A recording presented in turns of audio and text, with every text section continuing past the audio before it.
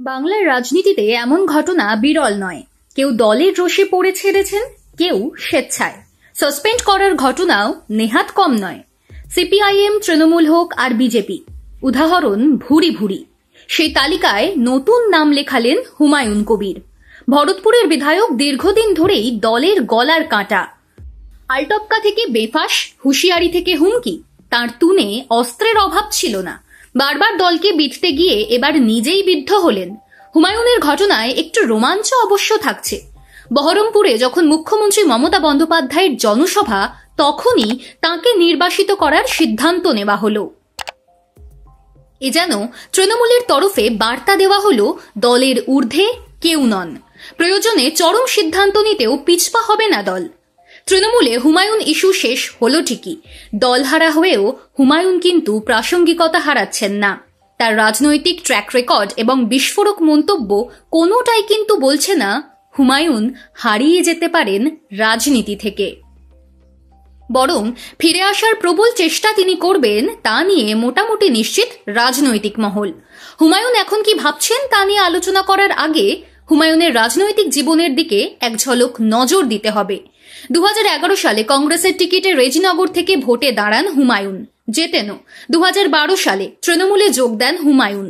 2013 সালে সেই রেজিনগরেই উপনির্বাচনে তৃণমূলের টিকিটে দাঁড়িয়ে হেরে যান। 2016 সালের বিধানসভা নির্বাচনে সেই রেজিনগর থেকেই নির্দল প্রার্থী হয়ে ভোটে দাঁড়ান হুমায়ুন। জিততে না পারলেও তৃণমূলের জয় আটকে দিয়েছিলেন। 2016 সালে আবার কংগ্রেসে ফেরেন অধীর চৌধুরীর ঘনিষ্ঠ বৃত্তে থাকা হুমায়ুন। কিন্তু 2018 সালে আবারও দলবদল, কৈলাস বিজয়বর্গীয়র হাত ধরে বিজেপিতে যোগ দেন। 2019 সালের লোকসভা নির্বাচনে বিজেপির টিকিটে মুর্শিদাবাদে লড়াই করেন হুমায়ুন, জিততে পারেননি। 2021 সালে আবারও তৃণমূলে ফেরেন হুমায়ুন কবির। ভরতপুর থেকে দল তাকে প্রার্থী করেন।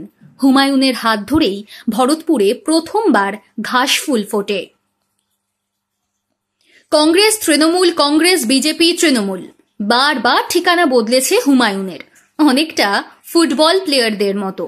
কিন্তু হুমায়ুন কখনোই গুরুত্ব হারাননি। এদল ওদল করা সত্ত্বেও তাঁকে কংগ্রেস এবং তৃণমূল আদরেই ফিরিয়ে নিয়েছিল। কেন? মুর্শিদাবাদের রাজনীতিতে প্রভাব, সংখ্যালঘুদের মধ্যে জনপ্রিয়তা হুমায়ুনের পক্ষে গিয়েছে বারবার। এমনই বলা হয়, এই দলহারা হুমায়ুন এখন কি করবেন? মাস দেড়েক আগে ঘোষণা করে দিয়েছিলেন নতুন দল আনছেন।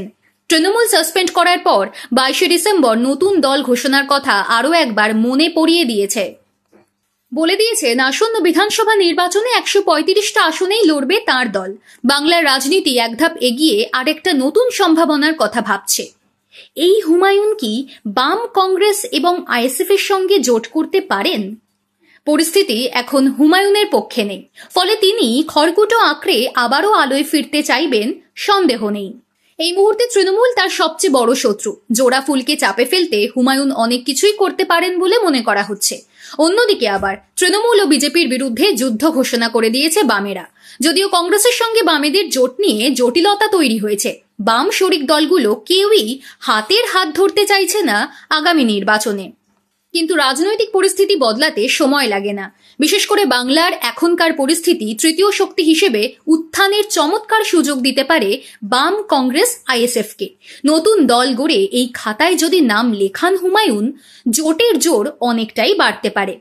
তবে আসন বন্টন থেকে শুরু করে প্রার্থী বাছাই, অনেক কিছু জড়িয়ে থাকবে এই অঙ্কে। কিছুদিন আগেই সিপিআইএমের রাজ্য সম্মেলনে মোহাম্মদ সেলিমকে এ নিয়ে প্রশ্ন করা হলে তিনি কিন্তু স্পষ্ট জবাব দেননি। বাংলার ভোট কারবারিরা কিন্তু বলছেন, ভোটের বাদ দিতে কাঠি পড়ার শুরু থেকে মনে করা হচ্ছিল তৃণমূল এবং বিজেপির মধ্যেই আসল টক্কর। কিন্তু পরিস্থিতি দ্রুত বদলাচ্ছে। সিপিআইএম এর বাংলা বাঁচাও যাত্রা গভীর না হলেও ছাপ ফেলতে পারে বলে মনে করা হচ্ছে। মুর্শিদাবাদ ও মালদায় কংগ্রেসের ভোট ব্যাংক এখনো রয়েছে, গত লোকসভা নির্বাচনেই প্রমাণ হয়েছে।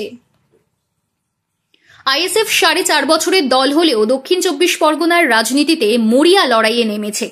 এর সঙ্গে যদি হুমায়ুনের নতুন দল যোগ হয়, রাজ্যে তৃণমূল বিজেপি বিরোধিতার পালে আরও হাওয়া লাগবে বলেই মনে করছেন অনেকে। তবে অনুমান দিয়ে রাজনীতির অঙ্ক সাজানো মুশকিল, তাই 22শে ডিসেম্বরের দিকে তাকিয়ে থাকতেই হচ্ছে। প্রতিশ্রুতি মতন হুমায়ুন যদি নতুন দল ঘোষণা করেন, তাহলে কিন্তু ভোটের খেলা জমে যাবে। জোটেরও কি কে বলতে পারে? বদলে যাওয়ার পরিস্থিতিতে জোটের অনুঘটক হয়ে উঠবেন না হুমায়ুন কবির?